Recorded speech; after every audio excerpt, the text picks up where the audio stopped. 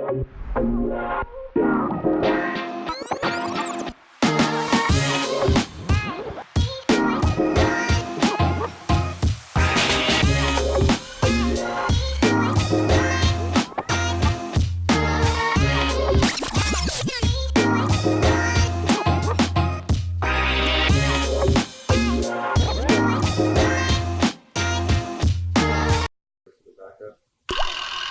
summer.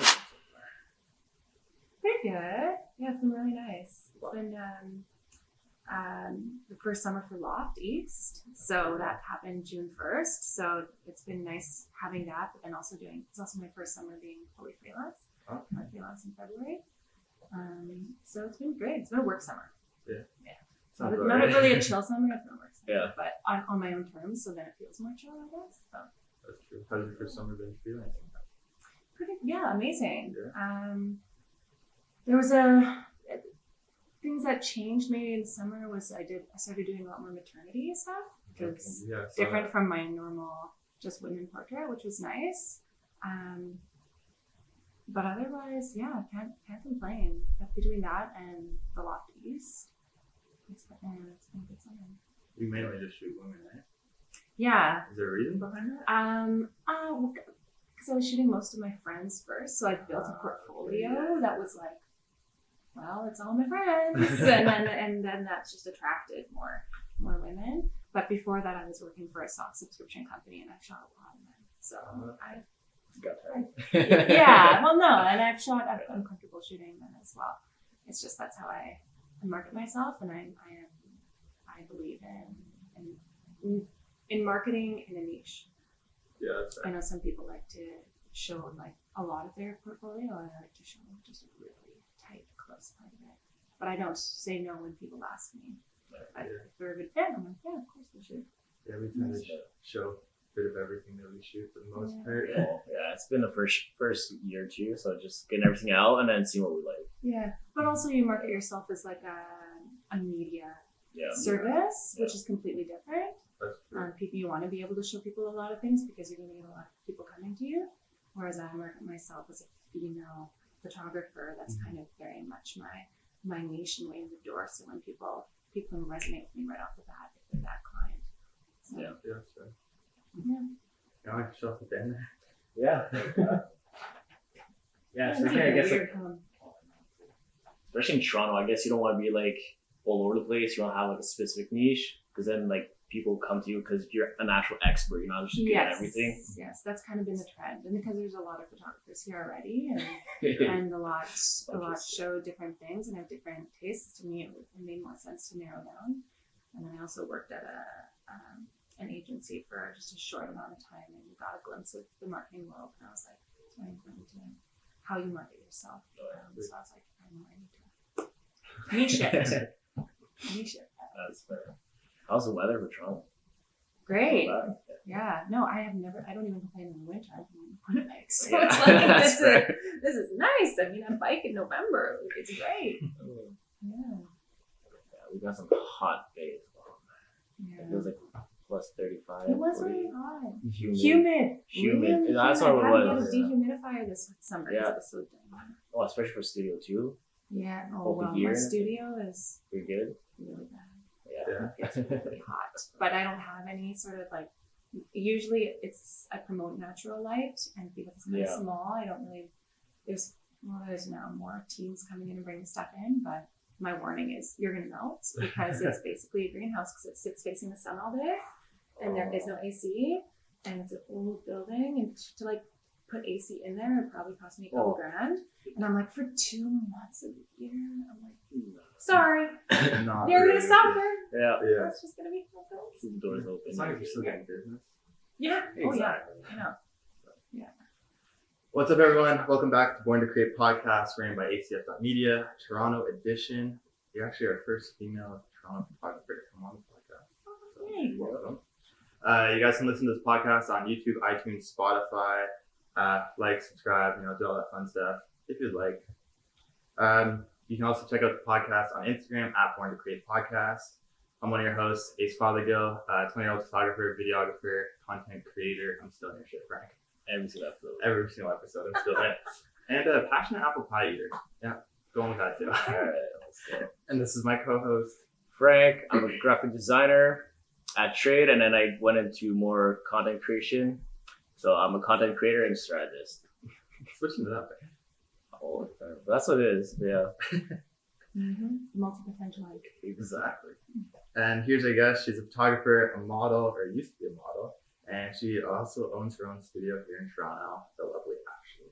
Hello. Yes, thanks for having me. No problem. Tell us a little bit about yourself. Well, right now I am a full-time freelance photographer. Also have my own studio, as you mentioned. And my background has been kind of a little creative journey through multiple things. You mentioned modeling. Modeling was more not professional. I had my own blog, so if you count that as like being a model, I was in front of the camera a lot. That didn't last very long, and it led me to photography. But my background is actually in music, so I'm a classical singer as well. That's Yeah. pretty cool. I did not know that. So what kind of inspired you to become a photographer then? It was a very organic journey for me. When I said no to singing and moved to Toronto, I was like, I want to do something that's in tech. And I started working for an agency, and I had my blog on the side, and I always loved content creating. So I was used to doing a whole production, but being in front of the camera, because I didn't know how to use a camera yet, but I had best friends who were photographers. So I wanted that sort of control of the process, and I sort of like pick one up, and then I like ask them to mentor me a little bit. And once I started getting a taste of that, I was like, this is my new creative outlet. It wasn't like this is it. It was a slow, of course, like put in thousands of hours type thing, but like it became my new thing. My side hustle became now my full-time hustle. I love it. That's good. That's the plan. So what was the first camera you owned or used then? It was a Canon Rebel. Yeah. It was great to learn on. And I tell all my girls who want to learn, I'm like, just start off with something simple. Like, don't go crazy. Learn like the minimal things. Don't invest in something crazy expensive yet. And it chose Canon because I wanted versatility, and it'd be easy to find lenses and move up. And also, like, my mentors all use Canons, so like I'm like, I'll just use whatever you have. That's the easier way than being like, let me look at everything on the market. I like your stuff. So do you currently still shoot with Canon? Yeah, I shoot with a Canon 5D Mark III. Oh, okay. And a Sigma lens, and that is my only gear. I'm the minimalist. Nice. What lens? 20%. A 35. A 35. Okay. Oh, okay. Nice. That's really different. Yeah. That's interesting. Yeah, it's a good lens. Especially, because you're doing more wider shots. Yeah, it gives me more versatility because I started shooting in like the spring and then in the winter too, and being in spaces that are indoors, I was like, I need to be able to like shoot in small like condo sized places. Yeah. And a 35 gave me a nice quality as opposed to like the versatility of a zoom. I was like, I'm not running around chasing people at weddings. So like, I was like settled with the prime, settled with the Sigma, and haven't upgraded to any other lens. It's been like a good year and a half, but yeah, maybe I will. Also like being minimalist and pushing what I can do with minimal. Yeah, it's easier than carrying out a whole bunch of crap. You may or may not use. Yep, and expensive. So I like keeping my expenses low. Very true. Mm-hmm. So what kind of like influenced your photography and like your editing style? Instagram and some of my mentors maybe. But definitely what I was seeing on Instagram, editing style specifically, probably from some other of my people who I look up to, fashion, editorial type stuff. I wanted classic, but I also wanted something that was, at times I would edit stuff that maybe looked a little bit trendy. I've kind of geared away a little bit from that because I do want something that's going to last through trends to give to my clients. But Instagram is a big place of influence for me. Because we were looking at it yesterday. I was like, it's kind of like a European style vibe I'm getting from it, right? Like the warmer tones kind of style. It's more like European. I don't know, I guess so. Yeah, I look up to a lot of photographers or brands, actually, I should say brands that that do campaigns in Europe, even though they're like Australian photographers, American photographers. That whole idea of the European woman, I guess that's what it is. It's the European woman. I want to make women feel like to have that classic beauty. So part of that is that editing style, my approach to hair and makeup, my approach to clothing, my approach to putting people in places that feel authentic instead of in a studio with lights on. In a studio with lights on them. Yeah, that's fair. So you kind of like kept your personal page, right? And why did you do that? Why didn't you like create your own like business photography page? I don't think that's well. It depends, but for me, Instagram is a platform where you need to show up as a person, and it's more relatable to show up as a person than it is to show up as a business. Also, I didn't want to deter the people who were following me and be like, yo, I'm just doing business now. I never want to give off the vibes that I'm a business. I always had, from going from personal to a little bit of blogger, and then now to strictly all my creative clients. It's always been about showing something that's beautiful and that's and creative and that people can appreciate. And there was never that need to jolt from here's Ashley in her life to be like, and here's my client at her wedding or something crazy like that. Yeah, that's right. It wasn't necessary, and I think it's important for my business to be relatable as a person instead of my business. So very smart way of looking at it. Blending them. Yeah. Mm-hmm. So like, did modeling in any way kind of like inspire you to become a photographer? It was part of the process, because as I said, like I enjoyed being in front of the camera, but I was also the one when I did have my own shoots, I was organizing location, clothing, I was having the whole vision without which is usually what the photographer and the client both do, but a lot of that work is the photographer's work. And then I was hiring, or I had my friend who was also growing in photography alongside me being my photographer. And we'd go and execute these things. And I'd be like, that's perfect. But like, or like, I would do it differently this way. Or like, I just always wish that I could capture what I saw in my head. Right. So it was a natural growth towards becoming a photographer. And it never felt about like I needed to express something that was me. It was expressing that whole vision, which gives me that like creative high that I'm after. So ultimately becoming a photographer made more sense, but the experience of being in front of a camera and the experience that I had as a musician performing on stage definitely gives me an advantage in directing my subjects. Yeah, that's for sure. Big there. Yeah. So do you think because like you've done modeling, you can like connect with your clients a lot better than just say for someone who just got into photography?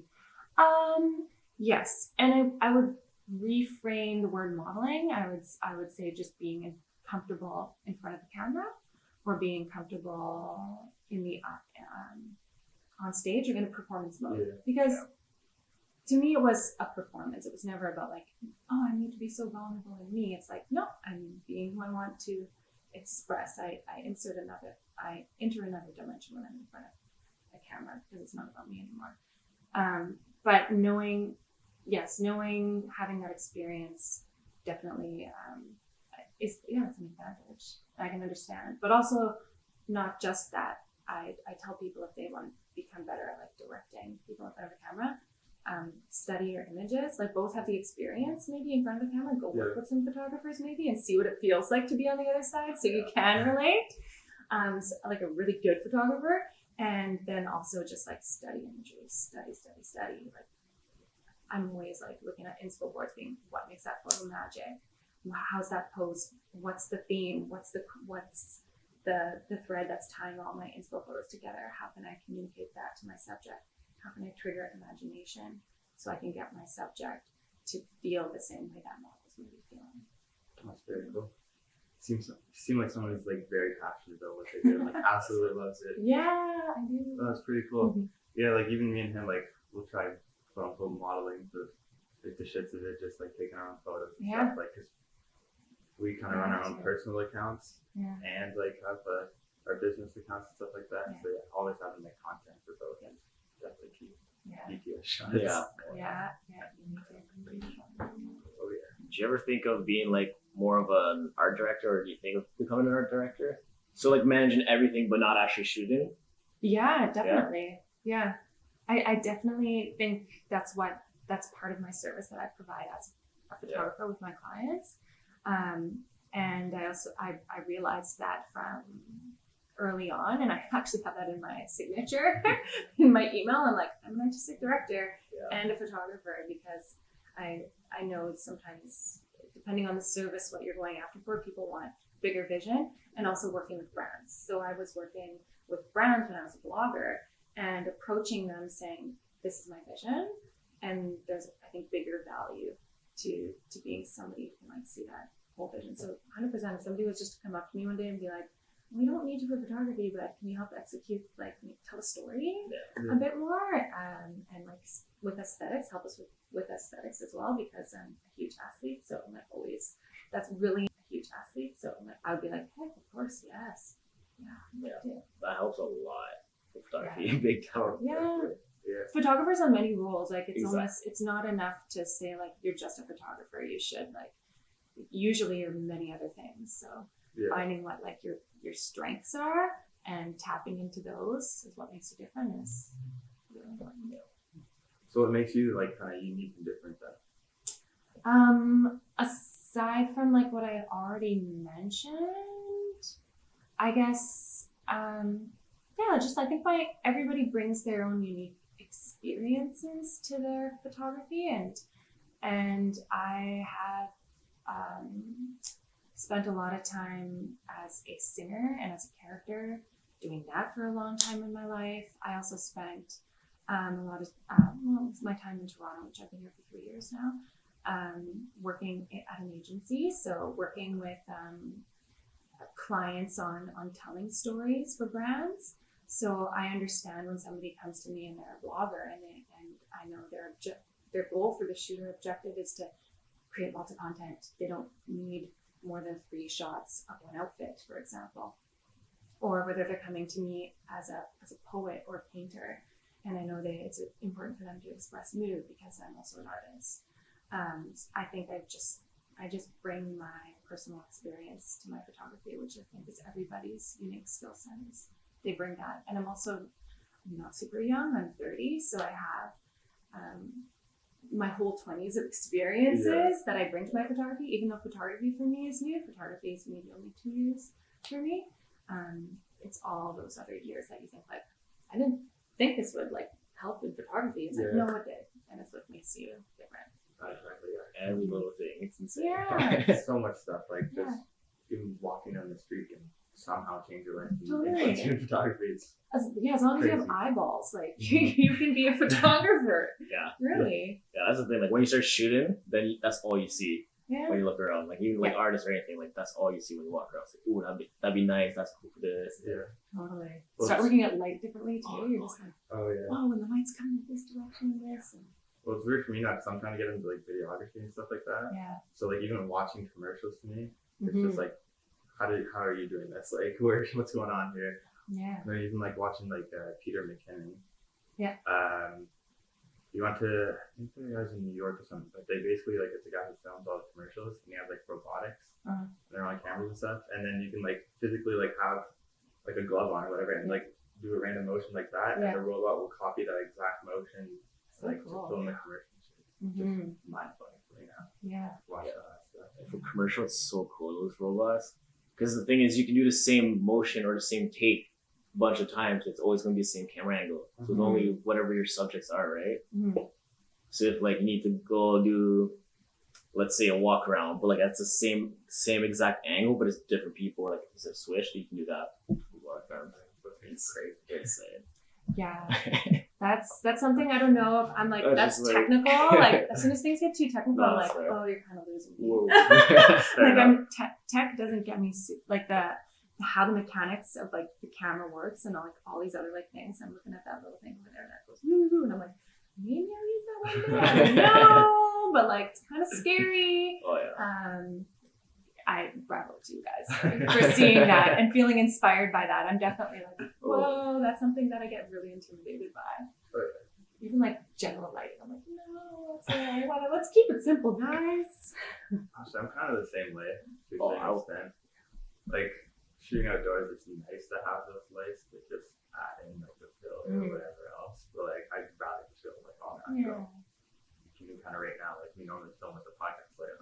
Oh yeah, we kind of forgot that. Hey, it's looking good. Yeah, not bad. It looks good. else. So how did you get into like working with brands and stuff like that? I started working with brands, I guess, as a blogger, and I was in Winnipeg, and there weren't many bloggers. So whenever I approached a brand, they were like, "What is this? What is blogging?" This was also like 2014 or something. Yeah. When Instagram was like just like real hot, and it was cold calling, like just reaching out to them, being like, "This is what I can do for you. Are you interested?" Creating content, and just kind of started like that. And then when I came to Toronto, I did a little bit of it to start, but again, there was more people doing that and involved more time. It was always an exchange to build a portfolio. It never really was a business for me. And then working with brands in these past like couple years has been more of like a photography service as opposed to like a blogger service. A blogger service, I think, is a little bit different because you're also your vantage point should be that you're giving them publicity. Right. And I was like, never really about that. I would rather like create something and you take care of the marketing and the publicity. So that's kind of how that all started. And now whenever I work with a brand, it's because either they've seen me work with somebody else or they like my style, which is very niche. And it's like a women's brand, like, and they'll come to me and be like, "We love what you do," and I'm like, "Okay, great," but they just like come to me. I'm not like doing any of those cold calls again. Okay, so were you actually like physically like calling people, or were you just shooting out emails and stuff like that? DMing? You never know. Yes. Yeah. Never know. No, DM. So could you like give us an example of like what that DM would look like? Or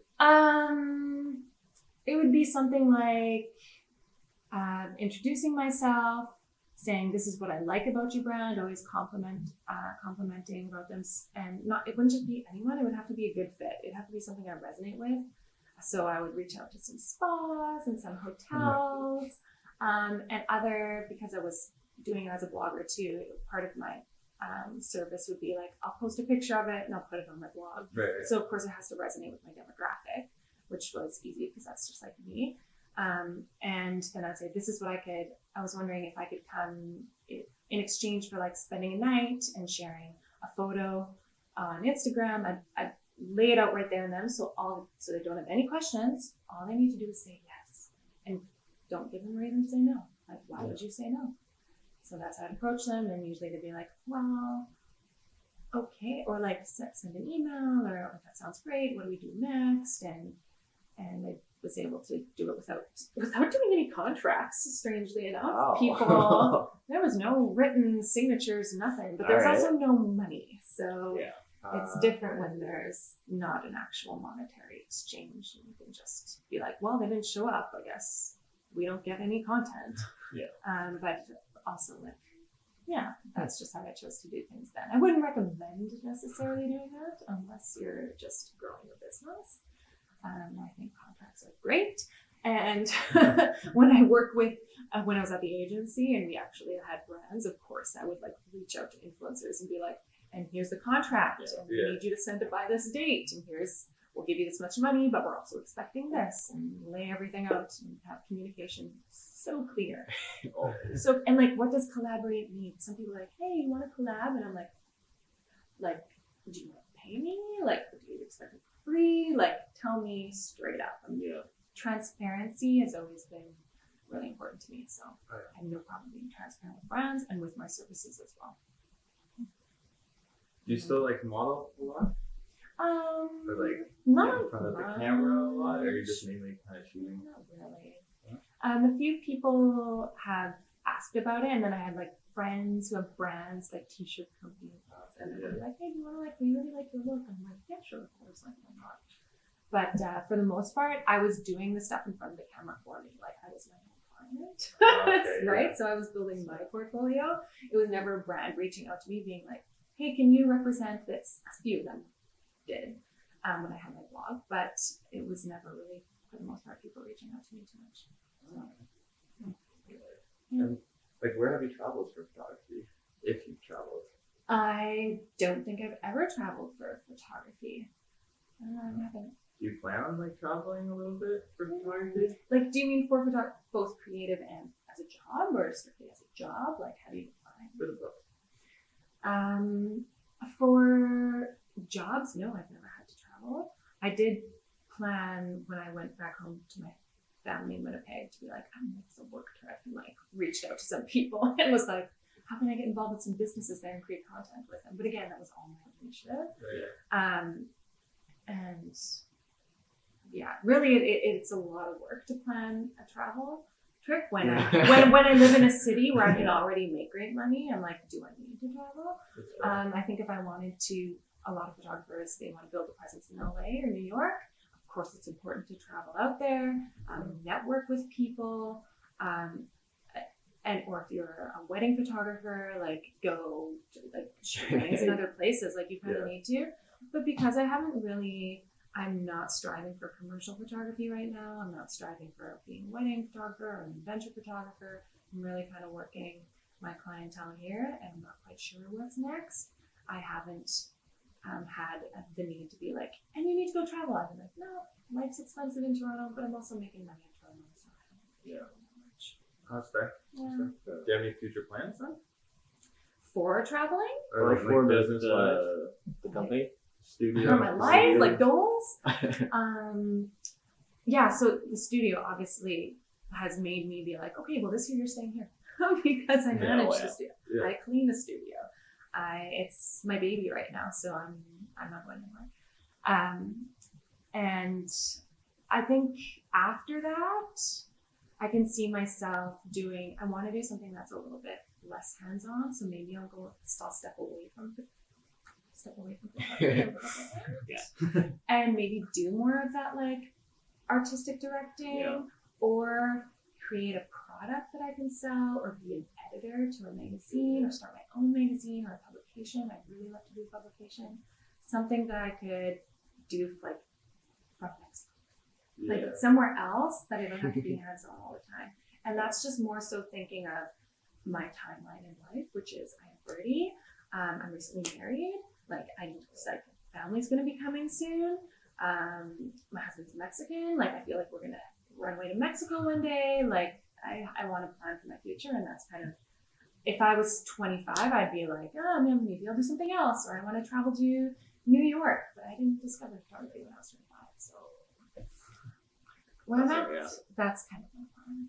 Yeah, because if you step back a little bit from photography, I find you can just like not relax, but it's not like you're actually like physically doing work every single day like crazy. Yeah. You can just like step back, do a bunch of visions, and then get other people to get it done for you. Yeah.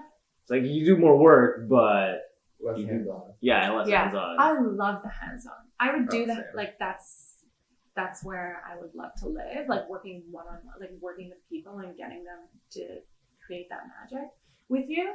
But I know that's not going to be sustainable if I have kids and I'm in Mexico one day. So like, why build up my life to be like, and now you're going to leave it? I mean, like, okay, now I built up a little bit and I need to prepare myself for this. So thinking logically. But the studio run itself. The studio can run itself. Exactly. The studio can run itself as long as I find somebody I trust. Yes. Yeah. That's very true. Yes. So what do you like enjoy shooting besides like work stuff? Or is your work stuff what you enjoy shooting? No, I enjoy, so fun fact, most of my Instagram is creative shoots. It's not a lot of my clients. Most of my client stuff I don't share. It's creative work, which I make sure I do at least once a month, sometimes twice a month. I'm organizing shoots that come from my own personal visions.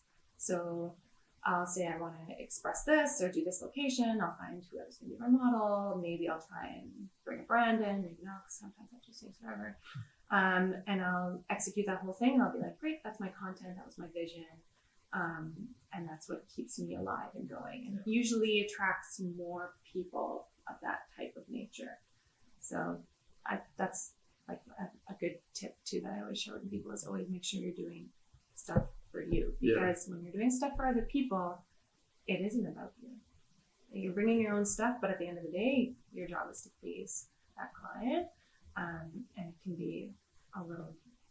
You want to protect your creative soul too. So you have to feed your creative soul. You have to showcase what you want to do, or else whatever you showcase is what people are going to come for. So that's the thing. Yeah, like even like me and him, like we try and do like one thing a month at least. Yeah. Oh yeah, one big project. Create videos, go and shoot, do some just. And it gives you life, right? Yeah. Like it keeps you going. It's fun. And it's also like it's business too, because you're creating stuff for your business. Yeah.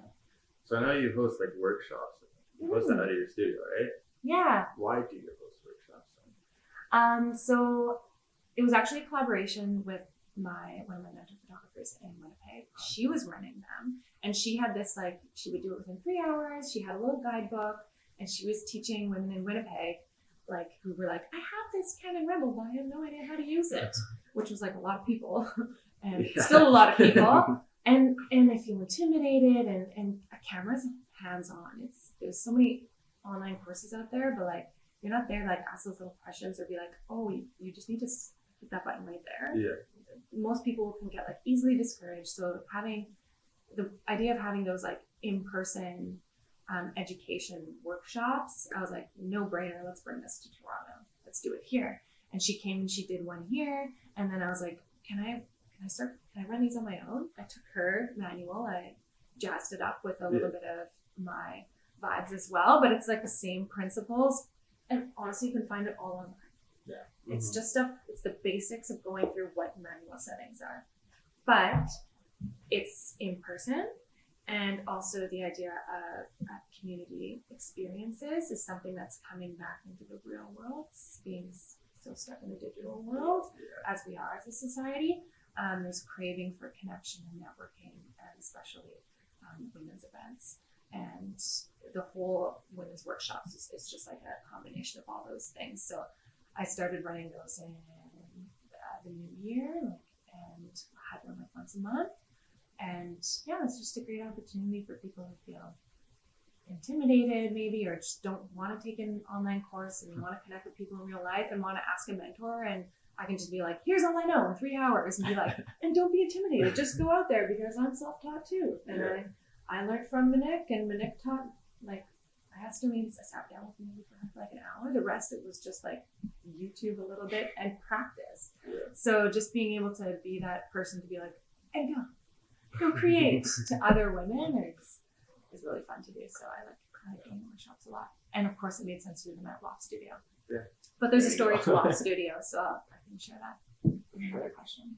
Well, do these workshops like help you become a better photographer as well, like by you teaching others, or is it mainly just you kind of teaching them and expressing your knowledge? It's more, I guess. Well, mind you, because these workshops are for people like beginners, right? Yeah. So I'm not necessarily learning new photography skills, but I'm learning about how I guess people think, and maybe their fears, or and maybe that I guess helps, knowing like what people are afraid of, to be like, let's myth bust, boom, and like be able to provide a better experience, service, product for my workshop. So in that way, I'm learning.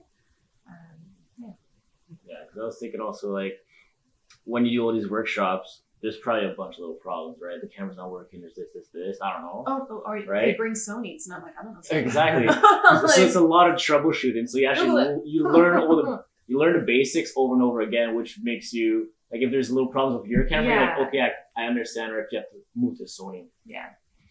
Hopefully not, but, you know. But I've learned a little bit about other gear that's out there, but again, they always bring like their beginner cameras, right? So it's like, I have learned little things like, oh, you can only go up to ISO like this much. Dang. And I'm telling them like they can go like higher or lower, or like, can't you go down to a 1.8? And it's like, oh no, you can't. Dang, like you're stuck within the limitations of your camera. So what is LOVT Studio East, and like how do you come up with the name? So LOVT Studio was born out of my friend's loft. And I went, and they were just living there, as they do. And when I went over for the first time, I was like, what is this place? And I can't even look at you guys in the eyes right now because it was too much to absorb. And this is their loft location that they still have now. That's on Arlington and DuPont. And it was huge. And I was like, oh, how did you get in here? Anyways, Zach, my really good friend Amanda's fiance, had been living there for like 5 or 6 years. And I think it used to be like an after hours club or something. It was really cool. It had like weird levels. And I think that's where they had like the DJ and this and this. And I was like, what? And I had like 3 weird bedrooms in the back. And I was like, oh, this place is bonkers. And you just live here. And I was like, you need to rent this out. Like as a photography space. Like knowing, like this was 2 years ago when people like content creators are like, we need to create content. We need it in like a living room. We need like a cool background. You can't just be like shooting outside. We can't shoot in like the typical clean white studio. Like you need textures. You want this.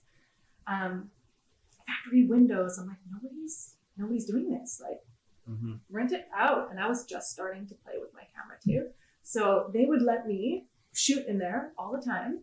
And they would let me bring clients there. Be like, hey, can I like rent your space or use your space, or like can I run a workshop and all these things. I'm like, yeah, of course. And I'm like, put it on this open space, and they're like, what's that? And I'm like, oh my gosh, I mean, like, go, like this is a huge opportunity. And then they started doing that. They were going to be traveling for a bit, and then I ran it for a bit. But they lived there. It was their house, like their loft. And they're like, okay, and then they started branding it, and so they called it LOVT, LOVT. And I don't really know where that came from, other than the fact that it's a loft, and that LOVT sounds like loft. And then they that building, they were going. New landlords took over, and they're like, you can't live here anymore. And they did some renovations to it, and so they're like, quick, we need to move somewhere else. They moved to LOVT East, current location. We're like, we're gonna live here and start a studio. And they started that one. And they're like, oh, we don't like being all the way across the city from each other. We're going to move out.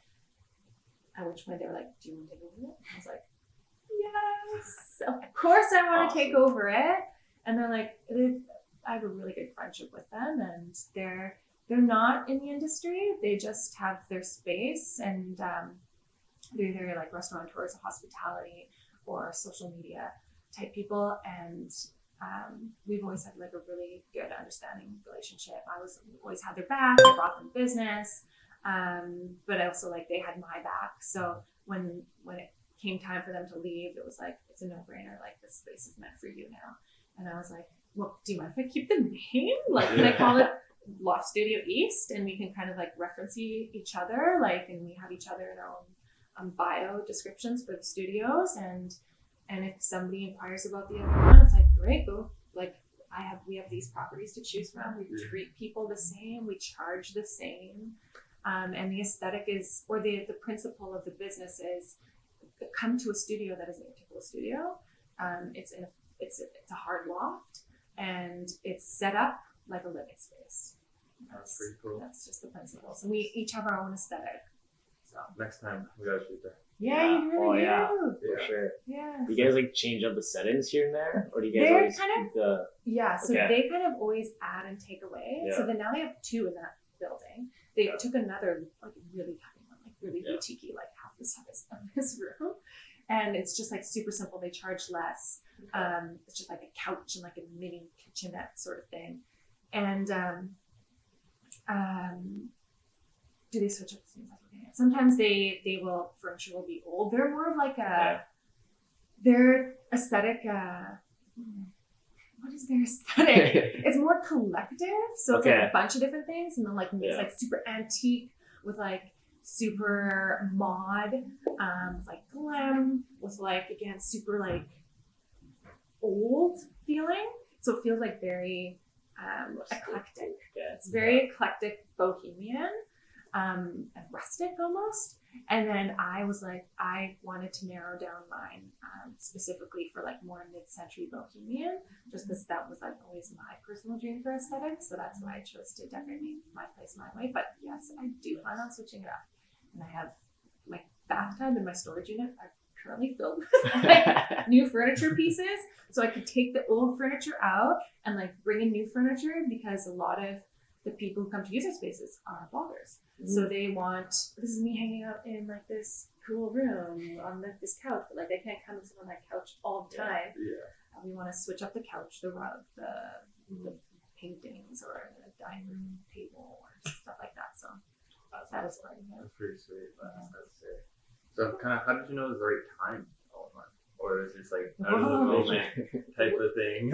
For them, it was the right time. They presented it to me on a silver platter, And I was like, if I don't do this, I'm gonna regret somebody it. else is gonna get it. Somebody else is gonna do it. And fortunately, I had the savings to upfront support the business, because it was like, well, as starting any business, it's a lot of money upfront. And I was like, well, I'm that's where it's going. Like, it's not going to a house. It's not going to a wedding. It's not going to a car. It's going to my studio. It's not going to a new camera. It's not going to a new lens. There's sacrifices, and I think being at the financial point that I was, to be like, no, it's meant for my studio, was really like the time when you just felt like, Yeah, you can't say no. yeah, Exactly. yeah. That's awesome. Make it honest. What are some things you've learned from owning the studio?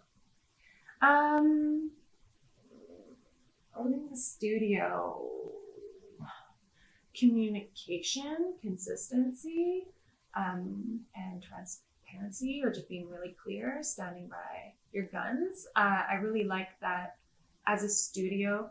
Well, in the creative world, there's usually people are trying to like negotiate with you sometimes. Yeah. But as like a studio and having like an hourly rate, and knowing, that's a good point too. Knowing how much you need to charge, you're like, that's how much I charge.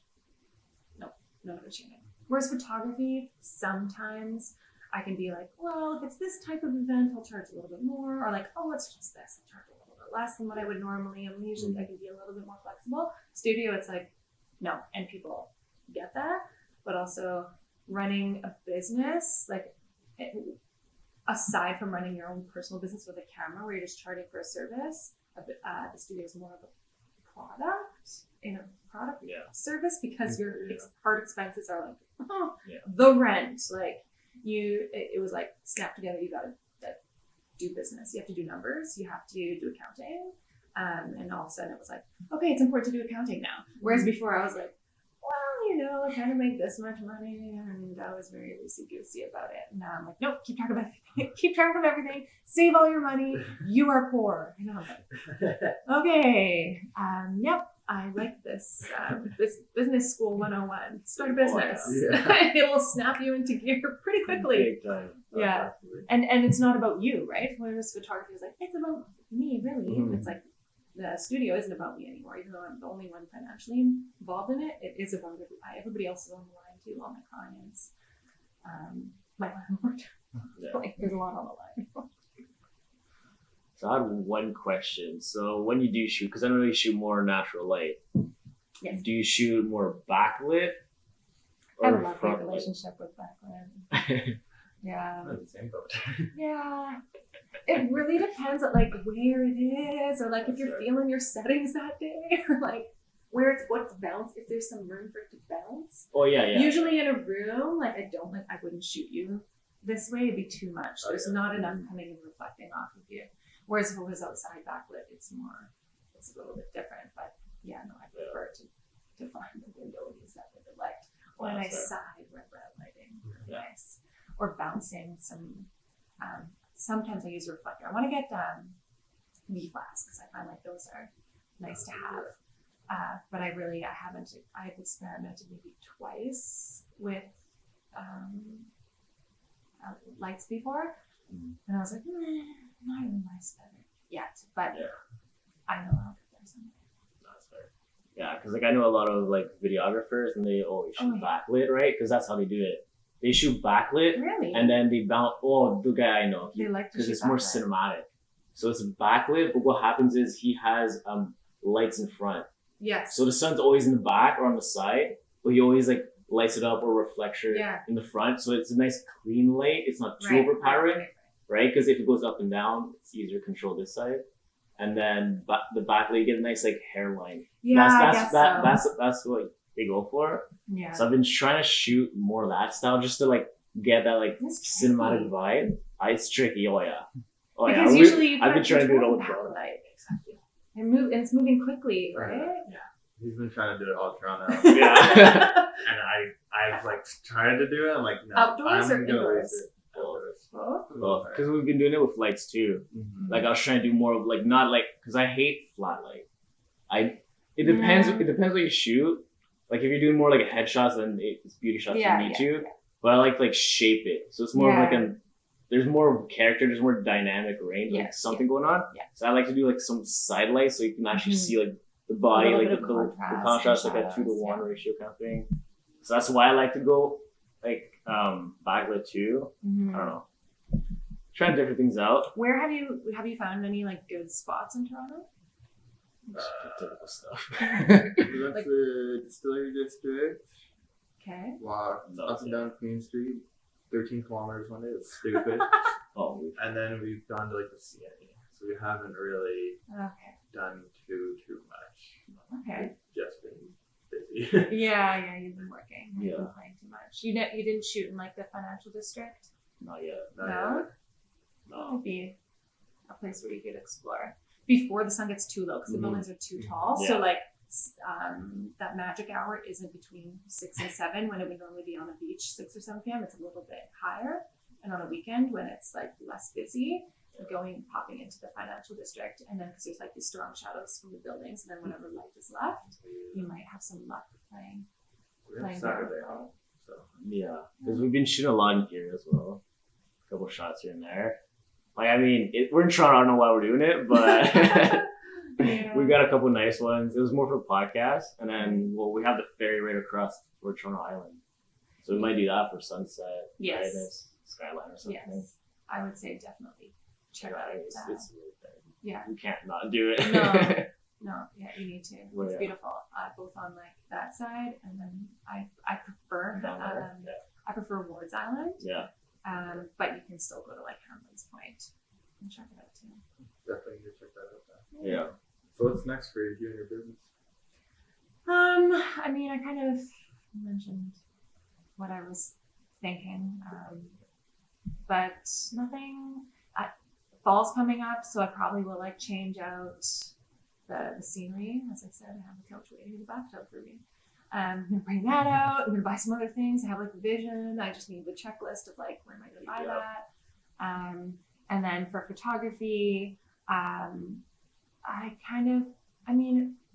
this summer was like maternity summer. Like that's what I really wanted to get creative with. Like I want to redefine what maternity photos look like. Maybe in the fall it'll be something else. Maybe I want to redefine what a self-portraiture looks like. Maybe I want to. I always really like female form, so I think that'll always be like the thread between my work. So I'd love to experiment, maybe like female form in water, female form in other elements. Nude portraiture I've always been very interested in, so I'd like to maybe do a little bit more of that. We'll see. I tell people I'm like I live my life month to month. Fair enough. Not my finances live to month, but I live like my creatively. I live month to month. At the start of the month, I'm like I have no work this month. Cool. So let me dream a little bit, and I'm like okay, I have some work to do, and like these are my dreams. Yeah. But very much like that. So how do you find winter for shoots? Because I know you'll probably use the studio more often because of that. I will, yeah. I'm super Like, looking forward to that because I'll have the studio and because awesome. light, like it's really only good to like 3 p.m. So it'll be nice to have like a nice south-facing studio to do a little bit of light. And who knows? Maybe I'll be like, well, it's time to play with the external now, like a flash or some sort, or start bouncing light creatively in weird ways. I'm sure there'll be room for experimentation. It's also like a slower season too, so there's always not very many people are like, I'm going to start my business and invest a lot of money in hiring a photographer. It's like, no. So I'm sure there'll be opportunities to either invest more like in how to make the studio better and more popular, I don't know, or just like creatively go inward and be like, what do you want to do knowing your limitations?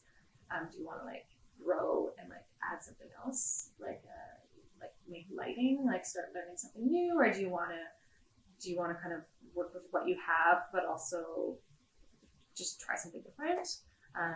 Fall is like that time of year where everybody's like, what am I going to do that's new? And then in January you're like, I've got so much time and I don't know what I'm doing with my life and I'm broke. So I'm sure that whole like the cycle of life is coming to like an end for the summer and it's gonna like start anew. And we'll see where it goes. Maybe I do want to work on a publication, so I'm doing some research on how that, like what happens happens, like Yeah, the whole process. working with a publisher versus being self-published. I have no idea. What do people want from a photography book?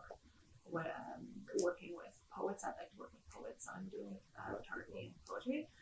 So I think there'll be a lot of planning. Maybe something will come up. That's awesome. Yeah. So I'll hop into lightning round. Let's go. Okay. Basically, 10 questions answered off to the top of your head. You ready? Improv. Yes. Oh, Famous person you'd like to shoot. Oh my gosh. I haven't thought about this before. Who do I don't know. Should I open my Instagram and see who I've saved that's famous? Sure. Go for it. I don't And worry. I'm super like bad with 20 minutes on names. this. Oh, me and him took forever to do this. Yeah. That's our question. No worries. Let's see who I've saved here. I mean, I'm hoping it's a thing. Yep. Okay, Flowers, furniture, Oh, Ollie category. inspo. Oh, I really like Stella Maxwell. Model. Okay. I think she was a Victoria's Secret model. Yeah. Best piece of advice you've received. Hard questions. Save your money. That's nice. Yeah. Always have money saved away. Morning and night person. Night, 100%. If you could live anywhere, where would it be? I feel like I'm inclined to live somewhere in Latin America, only because I've been there so many times and I love it. Also open to Europe. Dinner with 3 celebs. Who are you picking? Oh man, I can't do celebs. Okay, dinner with 3 people. Who are you picking? Dinner with 3 people. Dead or alive? Probably other maybe not photographer. Maybe I wouldn't want to talk about photography at my dinner. Maybe it would be some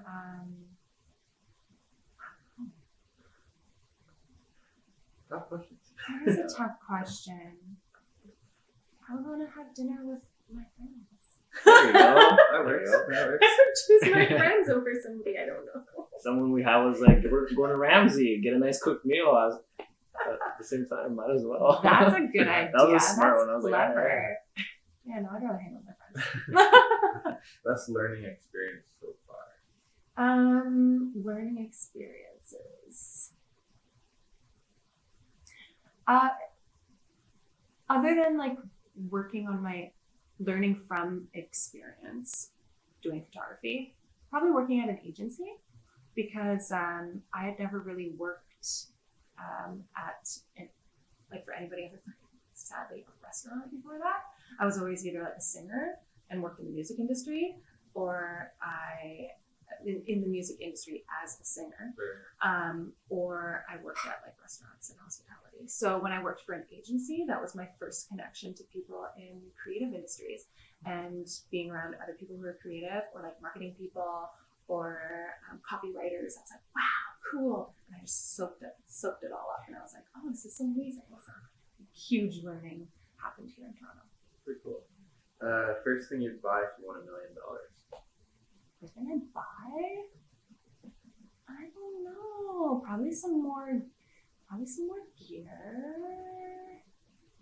Something that would retain its value, maybe. Probably like invest it in something. Yeah. Or a property. Yeah. Who would you call if you got put into jail? My husband? Fair enough. Mac or PC? Mac now. No. Yeah. It was recent. wow. I don't know what happened. I was like, I think I'll jump on this train. It was always a PC. My brother's an IT tech, so I was always PC. Okay. And last question, what would you tell your younger self? That listen to your gut, follow your passions, Nothing else matters. Really. That's fair enough. Do you have any questions for us? If not, totally cool. Oh, there can be all the questions. Where do you guys see yourself in like a year? How do you want to grow your business? Me, it's weird. I don't have like a year plan. I just have like where I want to be. Okay, where do you want to be? So actually, I can't explain along the way, but at the end of the day, like I want to be owning like my own like kind of like franchise, but like building my own empire. Mm-hmm. So like do photography, videography, get into like not get into graphic design, but like have two graphic designers for every team and basically just build a huge media company. Mm-hmm. Having a magazine would be pretty cool. Also plan on like buying a house and then renting it out to friends who are just like creative, so that like the whole house is just grinding shit out and like getting things done. Yeah. And then also like kind of taking that house and making a business out of it. Yeah. And then save money that way and like different tax benefits and everything. So that's part of the plan. In Ottawa? Makes sense For- to invest in Ottawa. For now, yeah, because then I can sell the house later on too.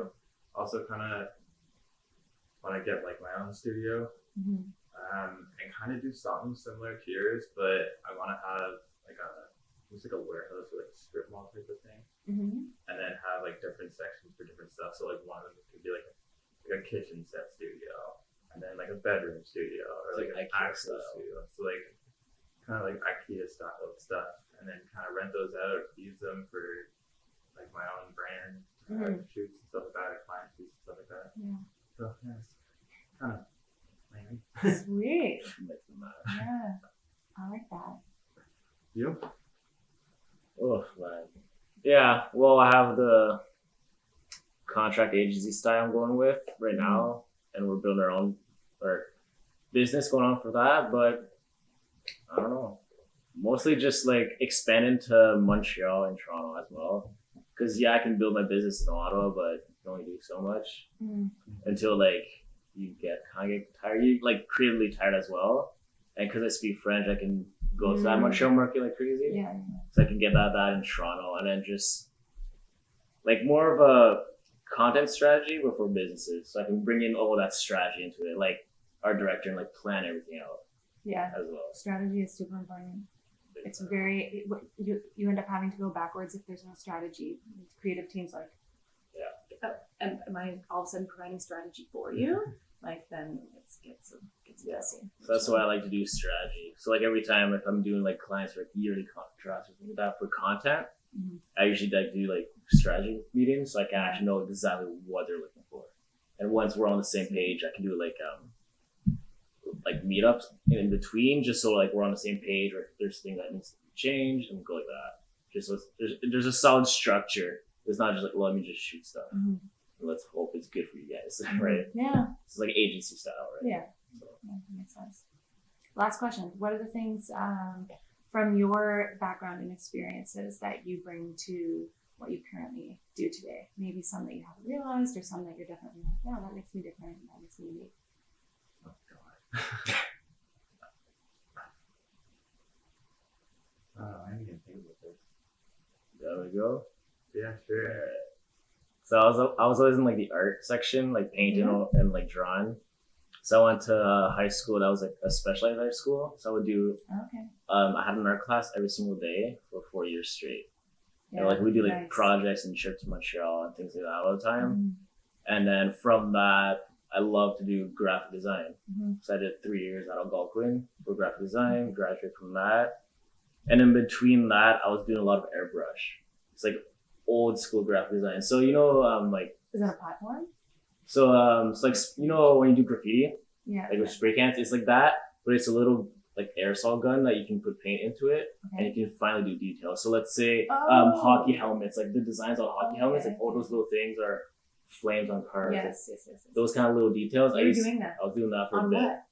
So I'll do it on paper. I think I did a helmet. I did some shoes, some shirts. I was selling it for fun. Yeah. So it was a great project. I had like a mentor that used to be an old school graphic designer. Like it was all by hand, nothing by computer. So I learned the whole skills. So bringing that into photography is like, I know how to like paint stuff. So I know how I want it to look, Yeah. right? So like I can actually create something when I want to. So we did some projects like I don't know if you know Billie Eilish, the singer. She's okay. She's She's like a bad guy. like she did Bad Guy. It's more like a Bad with celebs. That's all good. It's more of like dark kind of like vibe, but like more like mellow. It's still on the pop radar, so it's more like So we had black paint, and we were in the bathtub, and we like be leaking from the eye, like just like creative stuff like that. Yeah. But like it comes from my like paint background and all that too. Like I know what to use and bring it in. You see things Right. in paint. Exactly. So I bring that like that old school media, and I bring it into back into photography, which I like to do. Well, even with yesterday shoot too. Oh, that was awesome. Because yeah, like I have like airbrush paint too. I bring all the time, and like you can put it on and it dries super quick. So if you want, you can just peel it right off, kind of thing. Is that what they use to paint people? I don't know. You know, like when they airbrush people? Yeah, you can airbrush Body people. Yeah, art? I know. Yeah, I've done that before a couple Yeah. times. That was fun. Oh yeah, I've done creative projects like that. But yeah, like it's actually just cool using paint. It's different than you're like. It just brings some other level. Yeah. I find. Yeah. Right. Same thing with like textures and the rooms. It's not like a straight commercial background. Totally. But yeah. I guess for me, like, still really don't know. I guess like in a way, like wanting to teach people and wanting to like help and see people grow. Like one of the reasons I started this podcast, because like in a way to build your own empire, the best way to do it is to give away as much value as possible, and then like collect money and income wherever else elsewhere. So like even starting this podcast or like going out and shooting with like beginner photographers, teaching them stuff, or even when I was in school photography, people would ask questions, I'd be like willing to help them and stuff like that. Or even on shoots, like explaining stuff to clients, like why you're doing it. You're still in a way teaching them, and they kind of understand everything that's going on. So I guess kind of that way makes me unique. Yeah. And my hair. No, that's important. Yeah, you're building your way of building relationships and educating people and creating community. And they're willing to learn too. Yeah. Thanks a lot for stopping by.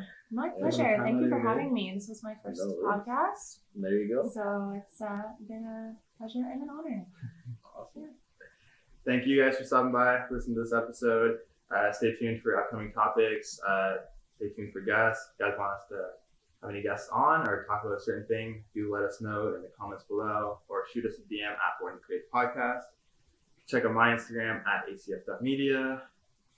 FM.photography_design. You really need to change that. I know, I'm changing it like next week. It's way too long. And where can people find you? At Clash, it's KLA_SSH. Everything will be linked in the description. If you do come to Toronto, make sure to check out the studio. Yeah. We need to do that next time. Yes. Big time. Yes, we do. Take care, everyone. Peace out. Stay woke. How you going, guys?